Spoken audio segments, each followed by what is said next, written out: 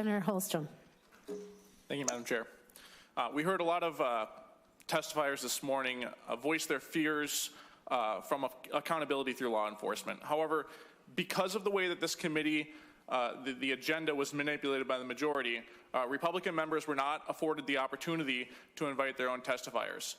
If we did, we could have found individuals who may well have expressed their relief and their appreciation for the arrest and removal of more than 4,000 criminal illegal aliens, many with gang affiliations, who have been making their communities across Minnesota demonstrably less safe. And I, for one, would like to voice that appreciation and would like the opportunity to invite people in the future. Thank you. Senator Makeweed. Well, thank you, Madam Chair.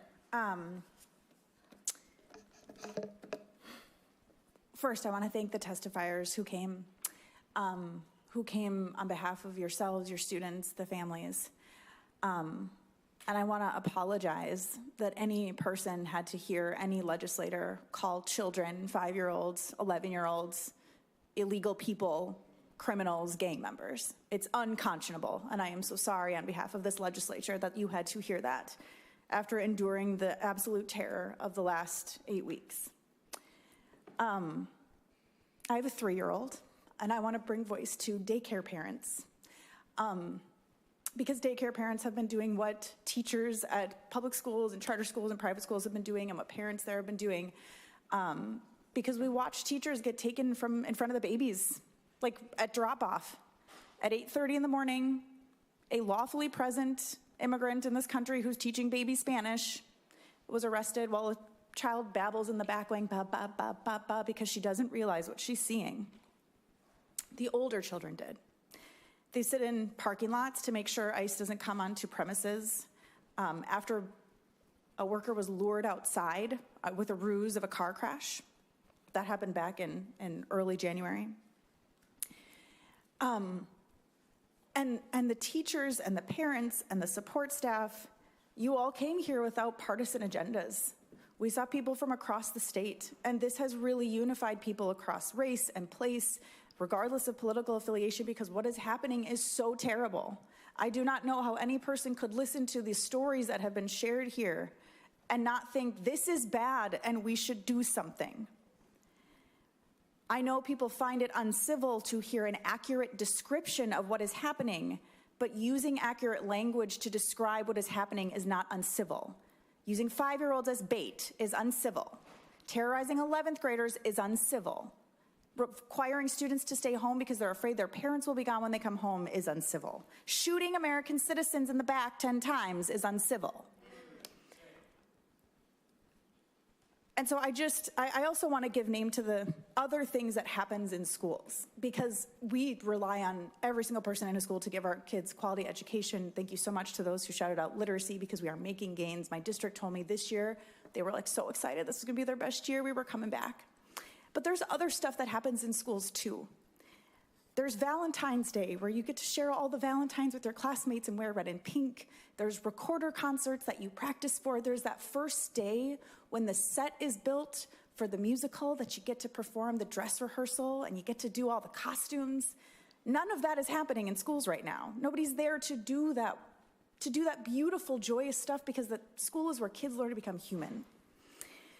And they have seen this federal government treat them as inhuman. Them, their friends, their family, their neighbors.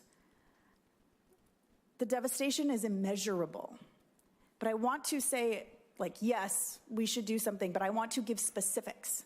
I want to repeal the tax exemption that the airlines in this state enjoy to the tune of $34 million. They are the ones who trafficked our children out of this state. No more tax exemption. That should go to school-linked mental health. The tax exemption that our data centers enjoy, currently at $230 million per biennium, to be $1 billion somewhere in the future, no thank you. You can pay taxes after you collected all our data and our faces and used it to track observers and constitutional observers and parents and children. We could use that to fund our schools. I don't want to operate from a deficit mindset. And $230 million is really close to the $250 that is being cut from special education, by the way. There is real work that we can do. There is money there. We just have to have the political will to look at the situation, acknowledge the reality that we have heard from parents and teachers and students today, and then say, we have to do everything we can to fix it. Thank you, Madam Chair. Thank you, Senator. Next, we're going to hear from Senator Umar Verbaden. Thank you, Madam Chair. I want to thank everyone for coming to testify today and sharing your stories and speaking the truth. And if that makes us uncomfortable, we need to sit with that. Period. When I hear about these attacks on our community and especially on our youngest Minnesotans, I find it so cruel. And it's clear that the response is going to be to just continue to scapegoat immigrants and people of color. When folks choose to dehumanize others, they are dehumanizing themselves. That's all I have to say. Thank you. Thank you, Senator. Senator Rarick. Thank you, Madam Chair. I wish I'd had some better prepared remarks. This is a very sensitive issue. And I want everyone who came here today to know that I do not deny the lived experiences that you told us, and I will not defend the actions that happened that were against our Constitution. I do not deny that that happened.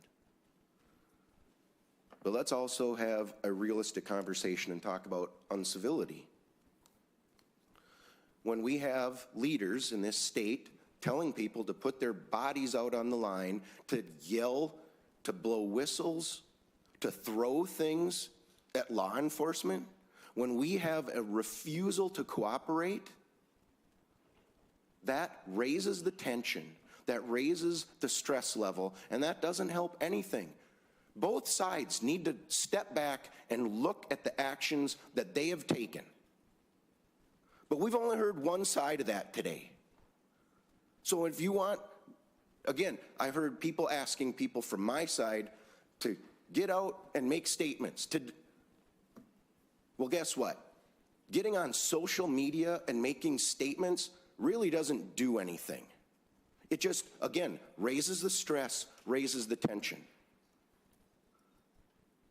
I am incredibly proud of my wife, Representative Rarick, who worked behind the scenes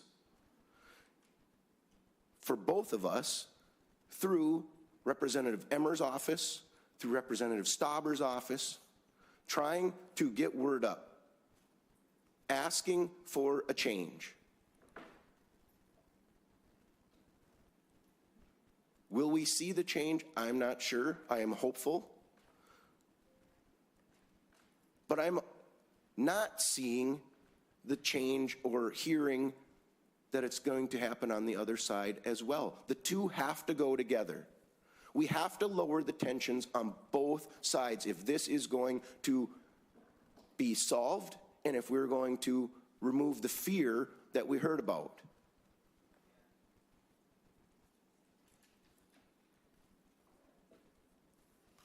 We have been for years hearing from our schools about the stresses on their financial situation.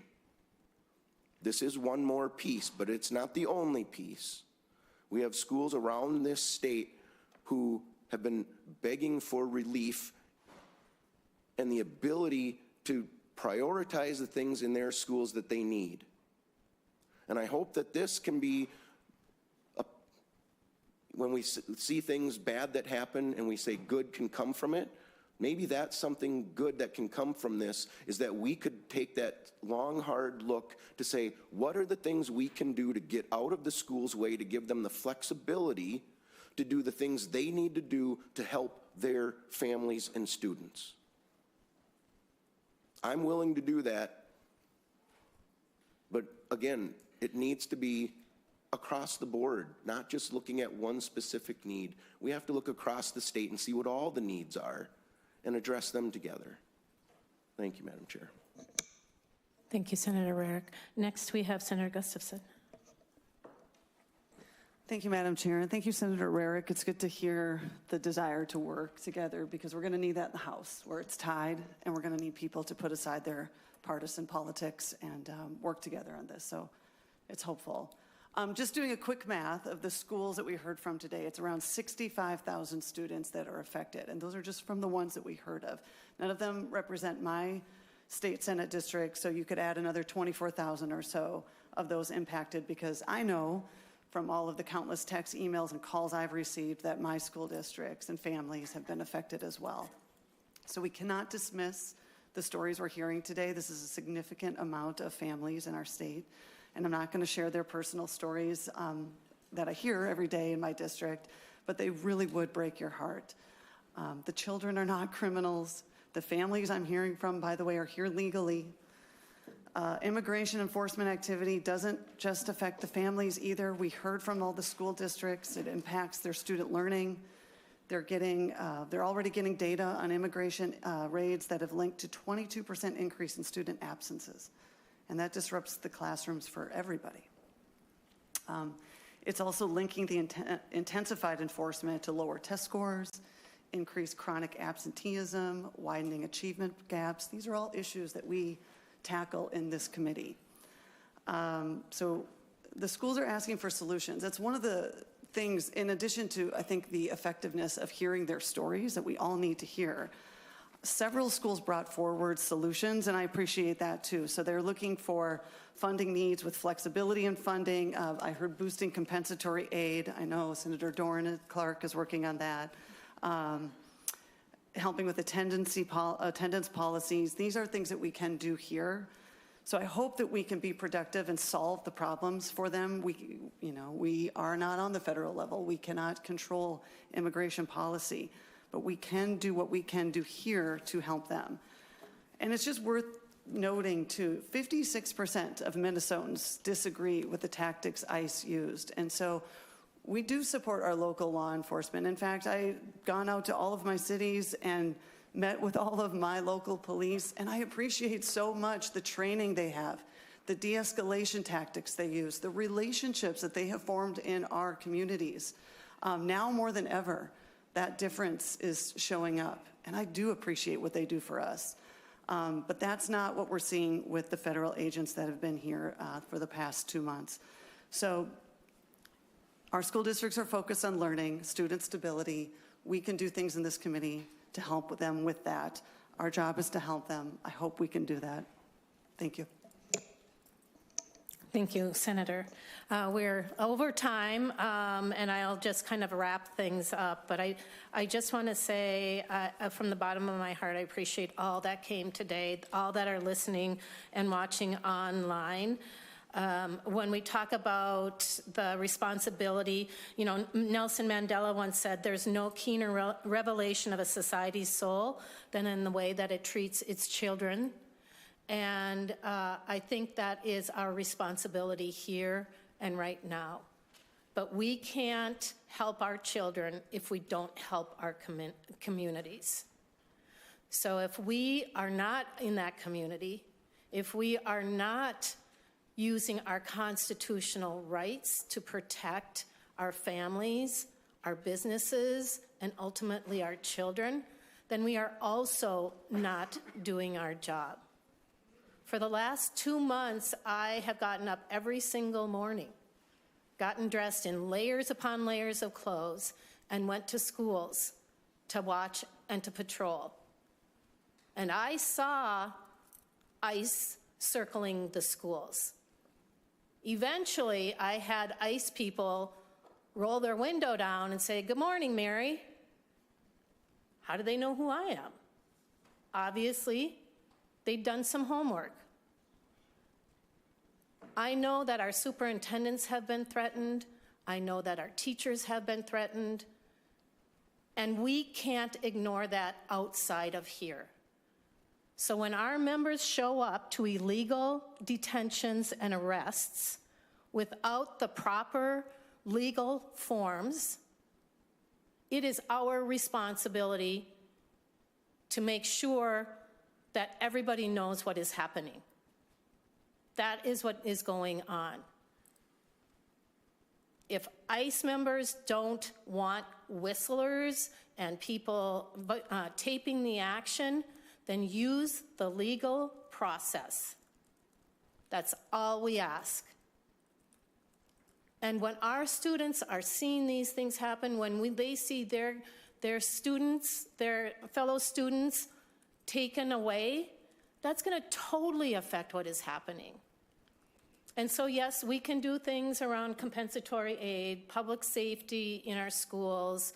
We can try to create more opportunities to address absenteeism and the social emotional needs of our students. But it does take a village. It takes all of us to do that. And so I'm really glad that so many of us were able to share the actual situation that is happening, that we are gathering the data to make those differences, and I look forward to the collaboration through this legislative session. Next week, Tuesday, we have a student attendance day, and so we'll be looking at the pilot program, getting updates and more about that. If members have people that would like to come in and talk about that in their school district, please let Emma know. And then Wednesday is probably my most favorite day of the year. It is Library Day. So if you have librarians, whether they're public school or county or local, love to hear from them as well. And so with that, this first committee meeting is adjourned.